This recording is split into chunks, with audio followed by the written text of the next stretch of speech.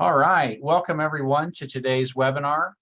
This is a farm energy management web seminar, and we're going to be talking about the impact of power factor on farm energy costs. This is a three-part series, and previously we've talked about the impact of energy on costs, the impact of demand charges on cost, and today we're going to be talking about the impact of power factor. So welcome everybody today. We have two presenters today. Myself, John Hay from University of Nebraska Extension, and Eric Romick from the Ohio State University Extension, and we'll be doing that. You can please ask questions in the chat box as we go throughout, but also we'll have some time at the end to ask questions in person if you'd like. This is kind of the layout of our web seminar series. We were talking about energy charges and really trying to get into the details of the electric bill and how to begin reading that electric bill in good detail so that we can start understanding how we're charged for energy and thus how we can reduce. We went into some detail in demand charges last week, and then today we're going to be talking about power factor, which is kind of a new charge that's popping up more and more in the agricultural marketplace. We're seeing it, we've been seeing it in industrial customers for a long time, but really now these AMI meters, these new advanced meters are able to measure this in real time and thus pass that cost on to the consumer, which in this case, we're going to be talking about farm systems predominantly. When we're thinking about our usage, we can go back and I think we can go back and see all of the, we have that picture with all of those electric motors, and that's really the thought process, is that what's out there that impacts this power factor. And so I have this one kind of in the middle, an inventory of equipment. So really understanding what equipment you have and how that impacts your electric bill. In this case, really we're going to be talking predominantly about electric motors and how those electric motors impact power quality, which then is a charge passed down to us in our electric bills. So this is really that review of that slide, and the idea that we have these new advanced meters that can measure in real time the kilowatt hours, in real time the demand, and then finally can measure that power factor in real time. And again, how they're going to charge for that power factor varies quite a bit. We have three different scenarios of how that power factor might be charged on an electric bill. And then you can begin to look at yours as you have that power factor charge, or in some cases be ready for it when they apply that in the future at some point in time, because I really do believe we're going to see a lot of these farm loads have a power factor charge added at some point.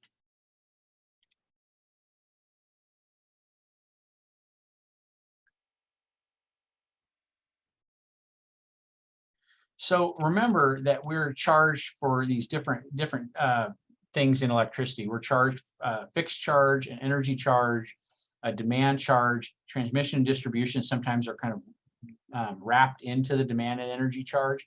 You don't see power factor on this list.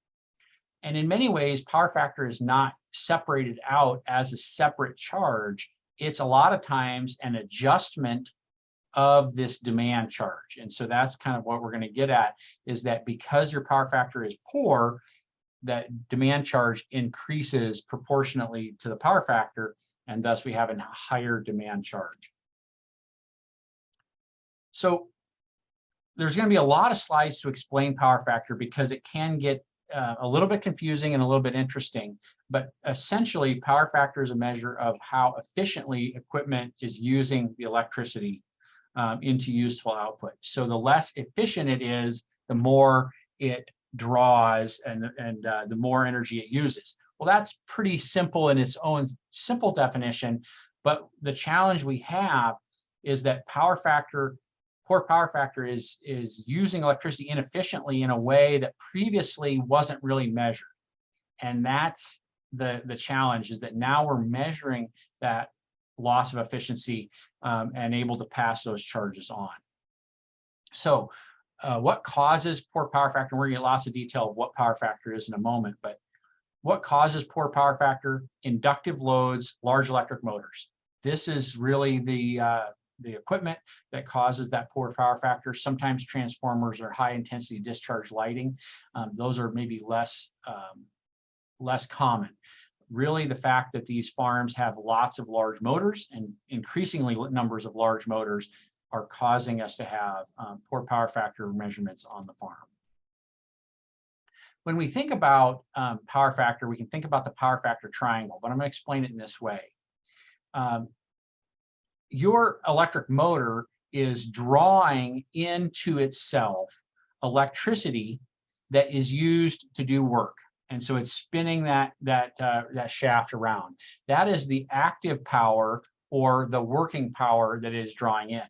It is also simultaneously drawing in power into its windings to energize its windings. And it draws in current to energize its windings. That power does no work, and previously is what I was suggesting is not measured. And so you were just kind of getting it for free, and they were dealing with that at a higher level in the electric distribution and transmission side. But now they're able to measure it. So the reality is you're always being provided total power, but in many cases previously you weren't charged that. And so now we're adjusting for that, trying to say, well, you're drawing total power, but you are being charged for working. That's not quite right. We need to be charged for total power. And so that reactive power that's not doing any work, it's just energizing those coils, is happening. And that's also called imaginary power. So you'll hear us call it a couple different things. We'll either call it working power, non-working power, and total. That's my favorite. Also, you might see it as active power, reactive power, and apparent power. So a couple different things to that. The units then are kW, kVAR, kilovolts apparent reactive, and then kVA or kilovolts apparent. So there's the different units of those as well. Now, to add to the confusion, there are different types of power factor. The one that we're most concerned about today, and mostly the utilities focus on, is displacement power factor caused by induction motors.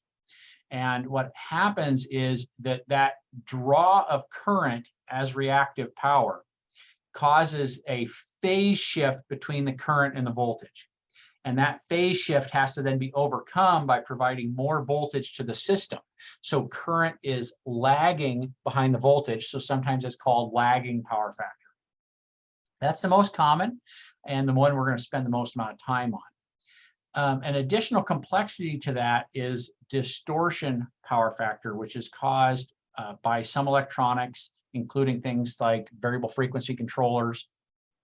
And this distorts the waveform of the electricity and can cause some additional challenges. And so sometimes they refer to power factor as a combination of those two, displacement and distortion.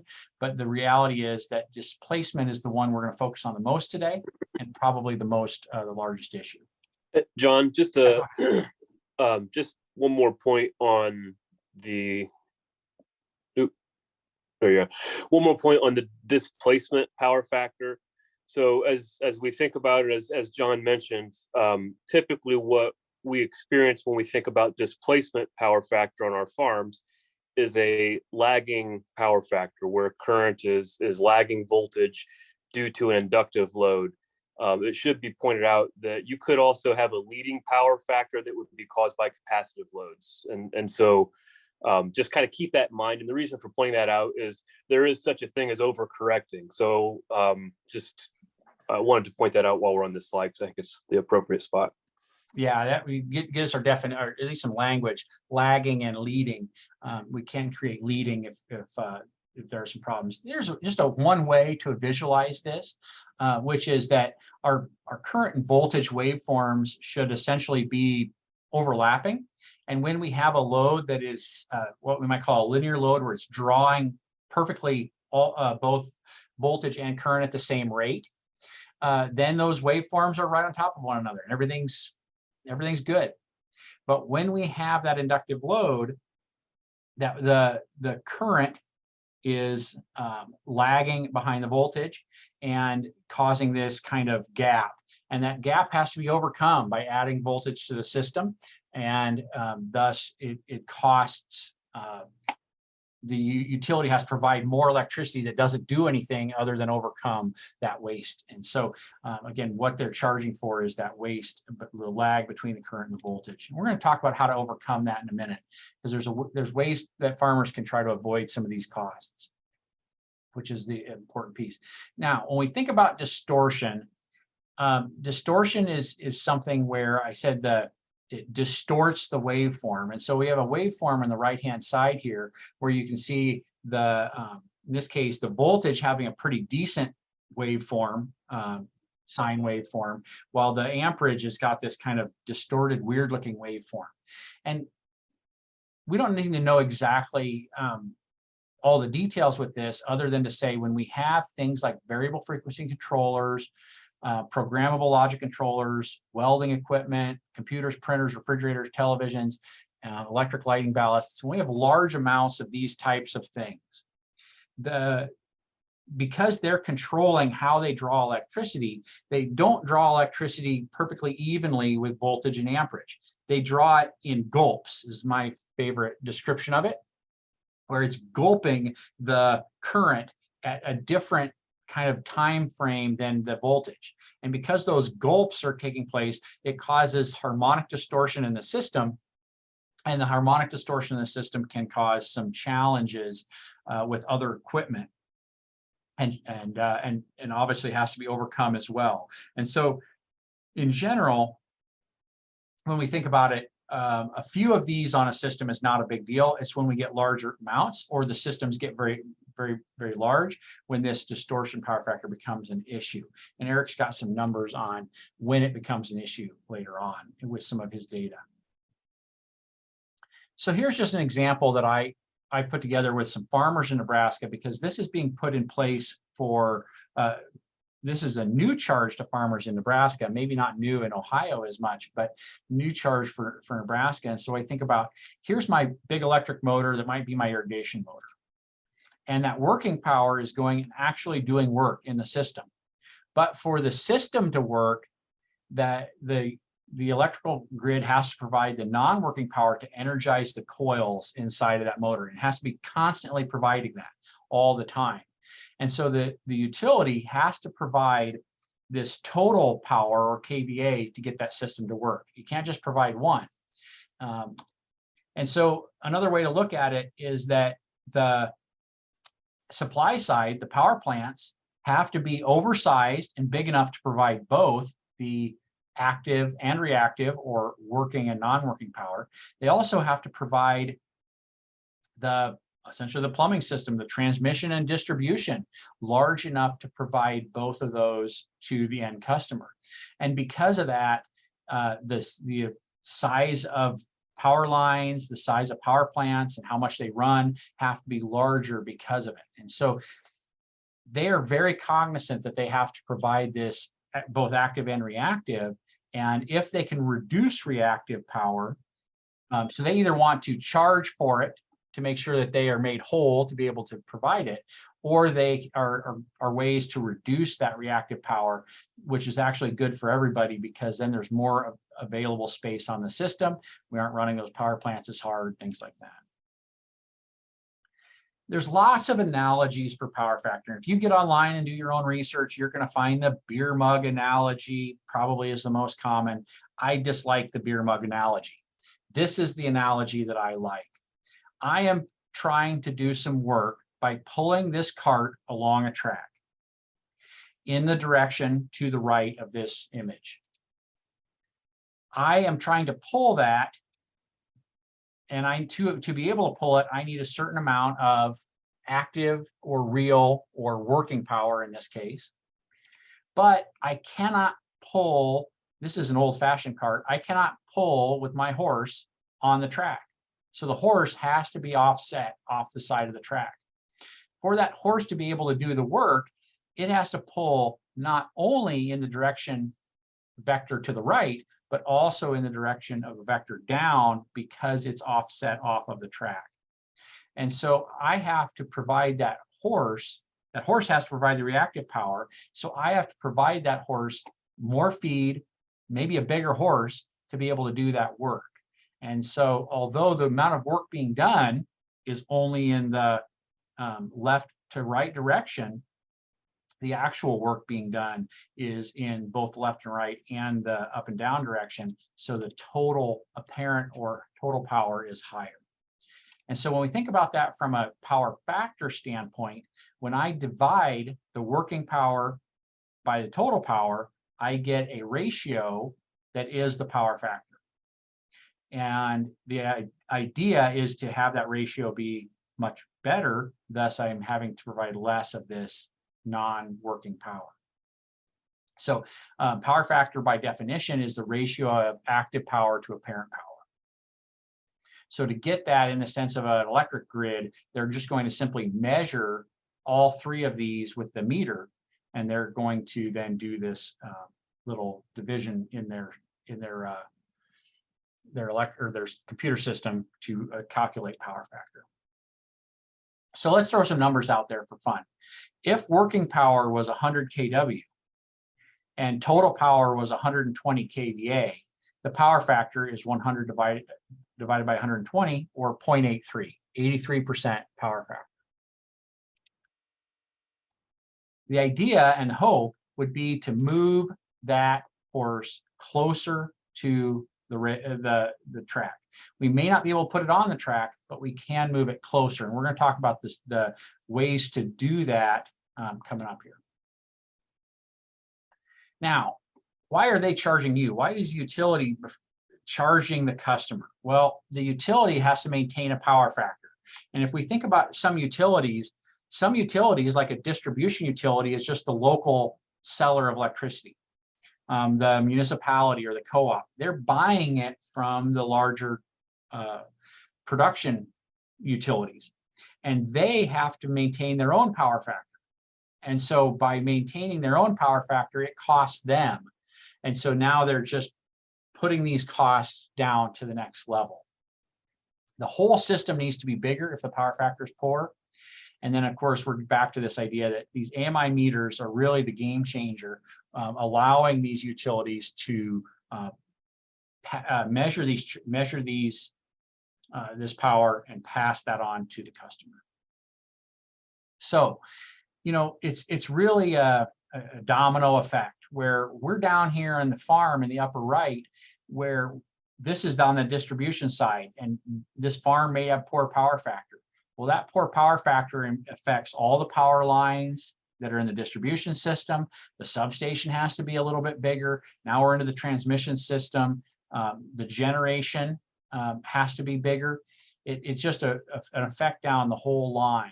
And so it's really important to understand that they're not doing this necessarily as a punishment. At least those utilities in Nebraska that are changing it right now, they're simply looking at the whole system and trying to make that whole system function. How do utilities charge for power factor? Eric did a lot of work here. He has a bulletin that he wrote that explains these in great detail. So we do have some written publications related to this. But we're going to go through an example, and in the top part of this screen is our example. And let's start on the right. This is an electric bill that has a working power of 111 kW. This is like a monthly bill. A non-working power, or KVAR, of 104. A total power of 152, and a recorded power factor of 73% or 0.73.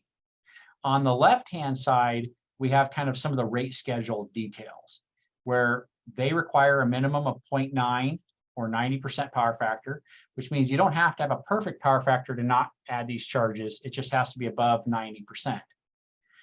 The demand charge is $13.50 per kW. The excess KVA demand charge, if there is one, is $4.85. And so we're trying to figure out what is the total demand charge, or what is the utility bill when we adjust for power factor. So we have 4 examples. Example number 1 is we're calling base demand billing, where there is no power factor adjustment. We're simply saying the kilowatt demand times the cost is the total. So 111 kW times $13.50 is $1,499. So that we're going to compare everything to that to understand how much more it costs us when they charge for power factor. Let's move to example 2. We're going to call it direct KVA billing. And so this is an example of that where we highlighted in an actual electric bill where the member is responsible for maintaining a power factor of 90% or greater at a maximum measured kW demand. So it means at that peak demand moment, that's when we're going to look at the power factor. If the power factor at that demand time is less than 90%, the member may be charged per KVA demand. So what they're saying there is that at the moment of peak kW, they're just going to say, instead of charging for kW, because it's under 90%, we're going to charge per KVA. And so then they're using just that total, that KVA total or total power to charge for the electricity. So you don't see the power factor other in this setup unless is it above or below 90% is kind of their breakover. If it's above 90%, you're just charged for active power or working power. And if it's below 90%, you might be charged for apparent power. So let's just do that calculation here in this case. So this is the direct KVA billing. And so here we calculated the KVA. It was measured for us above, but to calculate it, we divide the working power by the power factor, and we get 152 KVA times the $13.50. In this case, we just used that same $13.50 because of the way they worded that rate schedule, and it's cost $2,052. So about $500 more to do that because of the poor power factor in that case. So direct KVA billing is really clean because we just measure KVA and we charge based on KVA. I really think I'd like to see more of that direct KVA billing because it's much cleaner than other ways to do it. This is excess KVA billing. And again, not quite as clean, a little more calculation. This is back to our example we did before, but we're going to use this rate schedule as a way to calculate it. Remember, this says excess KVA charge of 382. Well, we're using 485 in our example on the other page, but we're going to calculate it the same way they do in this bill.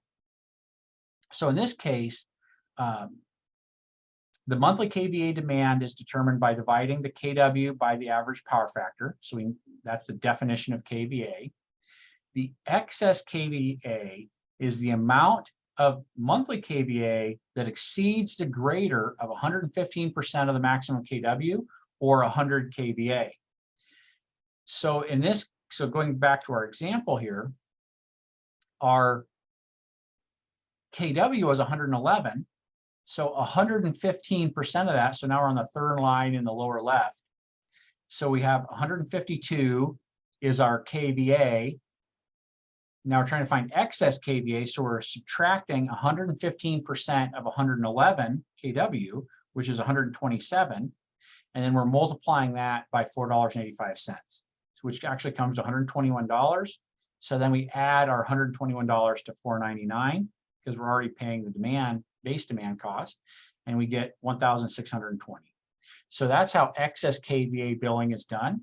We want to read carefully into the rate schedules because this one has 115%, others might be just 100%. So then in that case, we would just subtract 152 by 111. So different ones are going to say different things. This one also set out a minimum of 100. And so even if if I had a low demand month, I still might have to be subtract 100. So there's just different ways of figuring that out. But hey, John. Go ahead, Eric. I think just one thing to point out. So in a sense, while the direct KVA billing is maybe cleaner and easier to understand, and it's very similar to excess KVA billing. The one difference is the rate that you're charged for that excess, right? Here, they're determining an excess, and you're charged $4.85 for that excess. Whereas with direct KVA billing, you're charged at whatever your demand rate was, which is typically a lot higher. But Right. it all goes back to that same concept of when we think about like farm energy management and whether we're trying to just reduce cost or reduce energy or both, we have to have both sides of that equation. You have to understand how you're charged for energy, and you have to understand, how your farm is consuming and using and when and why. Just sorry, didn't mean to get you off track. No, that's okay. And I can add some complexity to that, which is I said I liked direct KVA billing because it's clean, but I also think there are ways that they could make that cost, more similar to the other ways of billing. So the way it's calculated in this example may or may not be the way it's calculated in other examples, because we know that there are so many different rate schedules. I don't like that complexity of rate schedules, but it's the world we live in. Well, yeah, and honestly, we had to review a whole bunch of different rate schedules, and we tried to essentially put them in a stack, right? So, okay, these are like-minded rates, these are very similar, and that's why we kind of came up with these examples that were just kind of trying to generalize those structures that were very similar. So yeah, there's obviously a lot of different structures out there. All right, let's go into a billing where it's a power factor adjustment billing. This is an example that comes from Nebraska. And so this is basically a billing demand adjustment. So they're saying that we're being billed, our billing demand is 111 kW in the case of our example, and we're just going to adjust that demand based on the power factor.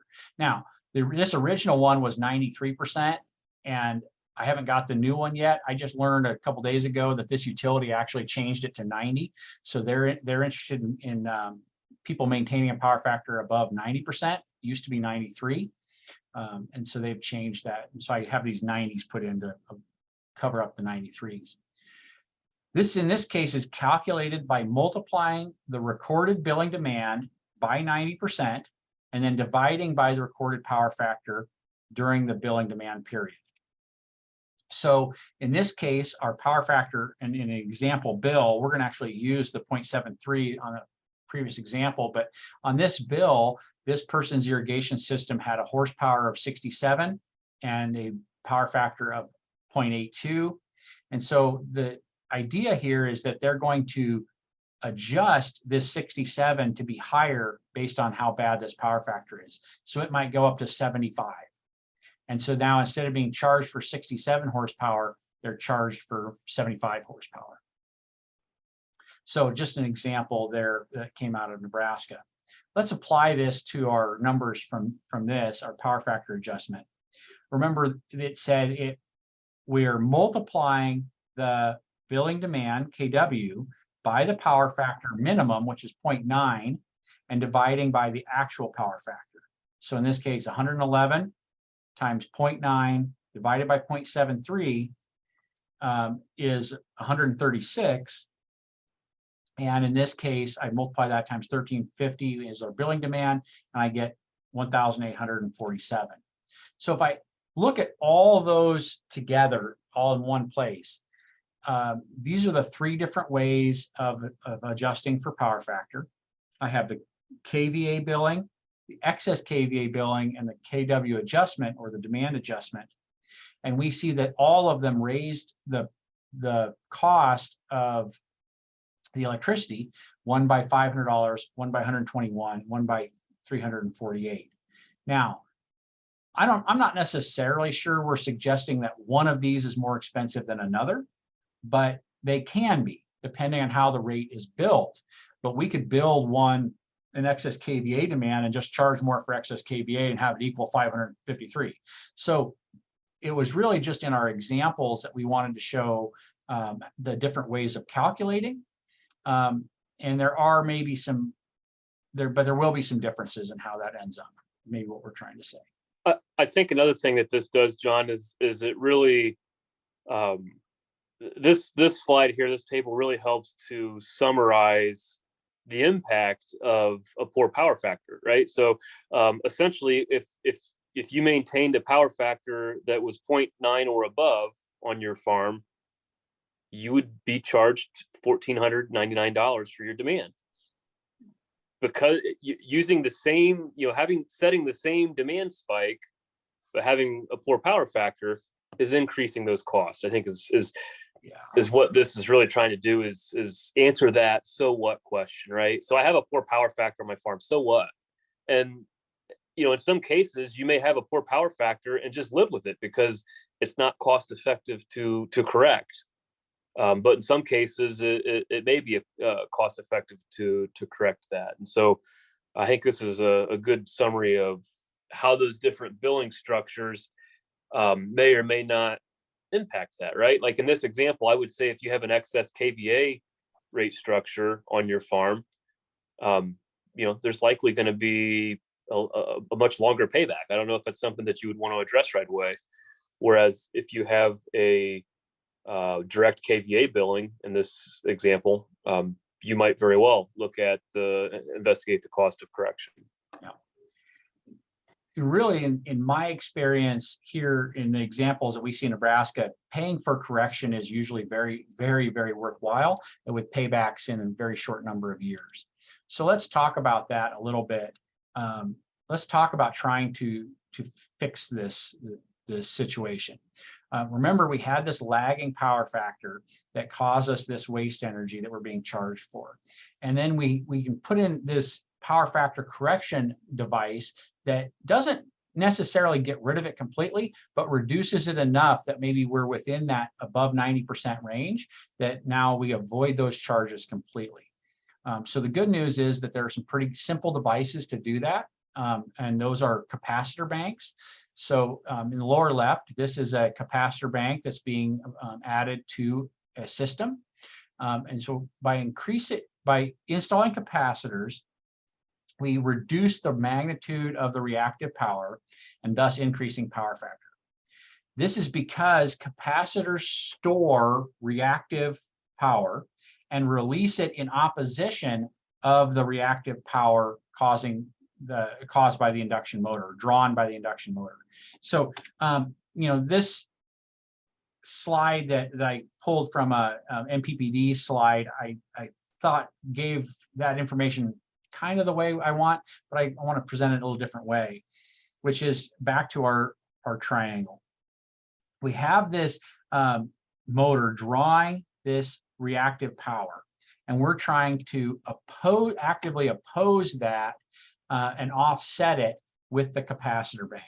And so we size the capacitor bank appropriately so that we offset enough of that reactive power to improve our power factor, but we can then oversize that capacitor. That's where Eric was talking about a leading power factor. If we oversize it, we actually go the other way, and we don't want to do that either. But that's where we size that, so we offset it to reduce that reactive power enough, or counteract that reactive power enough, that essentially our charges go away. And that capacitor bank is simply installed next to the electric motor, and it runs and it turns on when the motor is running and not other times. Capacitors are simply energy storage devices that store electrons. They're like little coils of wire material, conductive material, and they just simply store electricity, not like a battery stores it in chemical form, but actually stores it in electrical form. And so the idea then is to move the horse closer to the tracks. And so in this case, I moved the horse closer because I put in a system that allowed it to be able to move closer. In this case, my capacitor bank. My total power went from 120 to 106, and thus my power factor went from 0.83 to 0.94, and the charges were avoided. So I'm going to turn it over to Eric here. And Eric's going to talk about the data from his case studies and looking at both the demand but also the displacement power factor and the harmonic distortion or distortion power factor. Thanks, John. John's going to help me with advancing the slides here. I'm actually dialed in on my phone because I'm having a few internet issues this afternoon. But yeah, so on this slide, I just once again want to give a little bit of background on the type of farm and equipment that we're collecting this data on. Obviously, as we've gone through this, we've really tried to help frame up the situation, right? So understanding trends related to commercial electric rate structures, and understanding that some farms in many cases are charged for poor power factor, but may not even know it because they haven't investigated the rate structure close enough to even see that, because it's not necessarily a line item as we looked at that bill. That just comes out and says this is a charge for poor power factor. A lot of times it's lumped in with your demand or with other charges. And so, we were understanding that side of things. We wanted to try and get a sense of, what's the data look like on some of our grain storage facilities, and is this an issue that we need to investigate further? So we have 2 research sites where we were collecting some data over the last couple of years.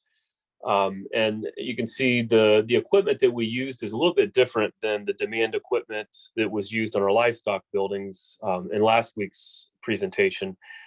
This equipment was a little more of what I would call semi-permanent installation. So those meters there allow us to monitor the main feed coming into the farm.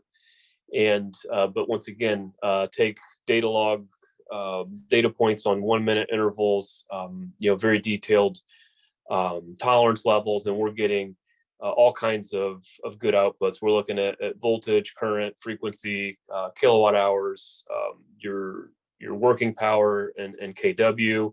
Then of course, as John's been talking about with reactive power, so looking at our kVARs, our total power or KVA, and then power factor as well. So a lot of data that we're collecting on these sites, and now trying to kind of make sense what it means to these farms in terms of their rate structure and what the impact could be. So next slide, John. So I want to start out just by kind of doing a high-level review of the farm, and I do apologize. I didn't have an exact calendar year for this farm, but I did try to kind of summarize it. You can see there we have April through February of the following year, and what you're seeing is a chart that's showing the peak KVA, or the peak, as John said, sometimes we're mixing words, right? KVA, or the total power for that month, or the peak apparent power, however you want to phrase that. And so it consists of both working power, and then this excess KVA that's due to the reactive power in that system.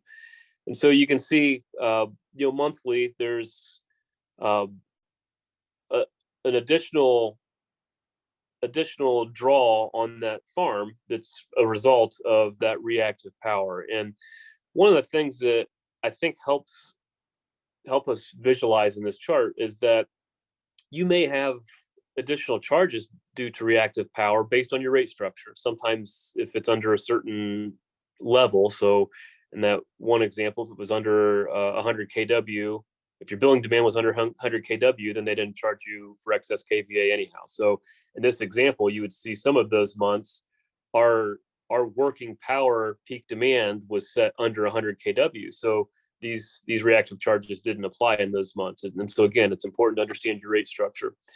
But in those months where we have a higher demand, you can see that there's certainly a greater impact from that reactive power. So I want to take a minute to look at something we didn't talk a lot about, which was the harmonic distortion. John did mention that, in most cases, we're talking about poor power factor as it relates to impacts from a displacement, right? That's what we've been talking about this afternoon. But there's also the potential for a poor power factor to be impacted by distortion. And so that harmonic distortion. So we were collecting data on both the voltage and current harmonic distortion. So this slide's looking at the harmonic distortion on that farm related to voltage. So our total voltage harmonic distortion, and we're displaying both the average harmonic distortion and also the harmonic distortion that was recorded during the peak demand event. And the reason we're showing it that way is I've seen different rate structures identify that they're looking at that. So how they measure your power factor is going to determine how you're going to want to look at harmonic distortion. If they're looking at power factor during the peak demand event, then that's what you're going to be interested in terms of your distortion. If they're looking at recording your power factor as the average over the course of the billing period, then you would be interested in the average total harmonic distortion from voltage. So regardless, there wasn't a lot of difference here. And essentially, as long as the total harmonic distortion from voltage is under 5%, it's generally not an issue. And so as you can see, every month we were under that 5% maximum THD, or total harmonic distortion. So I don't anticipate any issues on this farm from harmonics just based on this data here. So again, very similar slide. We're comparing harmonic distortion, both the average over the course of the month compared to the harmonic distortion that was recorded during the peak demand event. So during that 15-minute window when the site set its highest demand for the month. But on this chart, we're looking at current harmonic distortion. And a little bit different than voltage, the kind of recommended maximum level of acceptance for total harmonic distortion related to current is 20%. And again, you can see most of the time we're well below that.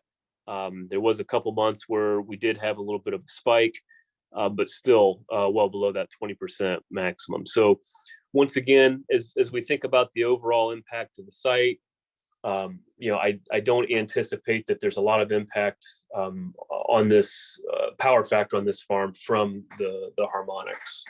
Next slide, John. So this slide is showing the farm's true power factor. And so I wanted to kind of point that out because there are different types of power factor, right? You can have a displacement power factor, you could have a distortion power factor. A true power factor accounts for both variables or for both factors. And so a couple of things going on that I want to point out on this chart. So first of all, you kind of have to flip your mindset from the previous slides. So the previous slides, the reference marks or the dotted line, we wanted to stay under that, right? So the 5% and 20%, those were the maximum levels of acceptance. On this slide, it's kind of the opposite. Our reference mark is that 90% power factor, which their utility is requiring them to maintain a power factor of 0.9 in order to avoid additional charges. So theoretically, we would want our power factor to be above the reference mark on this slide. And as you can see, we've fallen well below that. A couple of things that, as I look at the line graph, or the jump off the page to me. So this really kind of illustrates that if you remember, John talked earlier, a loaded motor is going to draw both working power, or kWs, and imaginary power, or kVARs. And an unloaded motor is going to draw the same amount of kVARs as a loaded motor. And this kind of shows that. You can see where what's happening in September and October and January when we see these spikes. That's when the farm is setting its highest demand. If you think about the annual chart that we looked at earlier, that's when we were seeing that activity is during those months where we're seeing the power factor actually improves when the system is fully loaded. And you can also kind of see that in the table below. So if you compare, again, on the bottom of that table, that's the average monthly power factor. It's obviously going to be lower because your power factor is lower when the system's not loaded.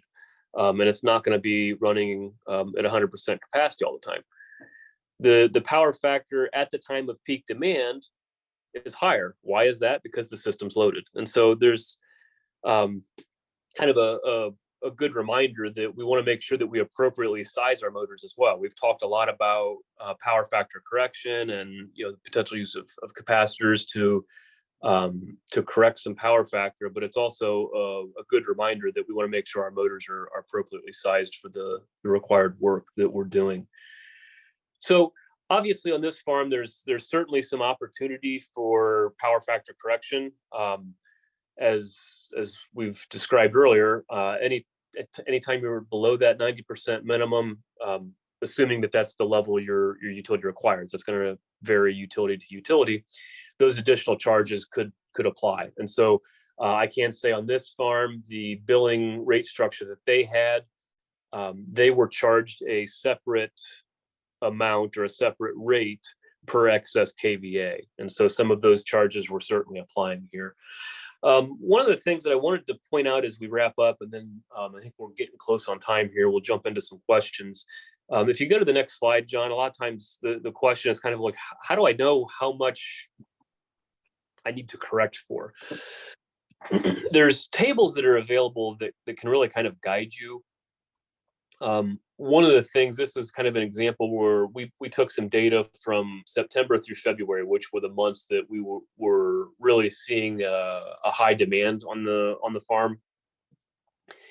And using the table, so I don't expect you to read the numbers on that table on the right, but just to kind of walk through it. So along the top of that table, what you would do is identify, what is your desired power factor. So if you're correcting your power factor, what is your desired level of power factor? And that's, again, going to be set by your utility. So whatever the utility requires as a minimum is what you're going to want to look for on that top.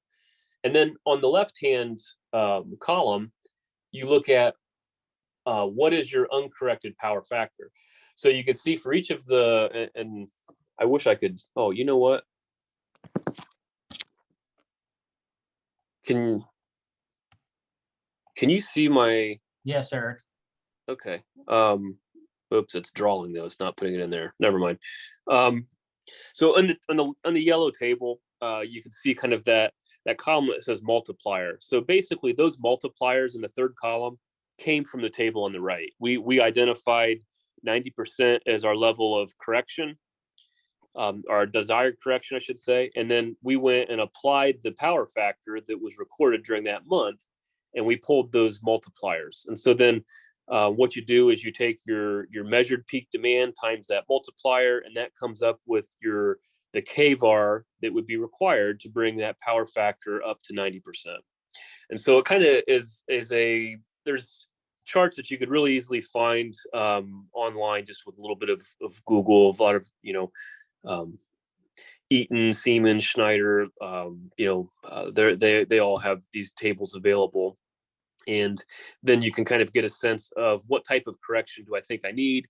And then, of course, you can start to look at what is the cost of correcting per KVAR, and start to see, okay, well, how much money am I going to get wrapped up into doing correction on these farms before you reach out to an actual contractor to start having them investigate it. So there is ways you can do some back of the envelope type of math if you have the power factor provided on your bill and you understand how you're charged. You can look at this table and real quickly start to estimate what that cost would be without any additional type of monitoring being done. Next slide, John. It's time to kind of move into Q&A. Yeah, I'm going to bring us to the end here and just say that if you have any follow-up, you can follow up with us, and our contact information is here on the slides.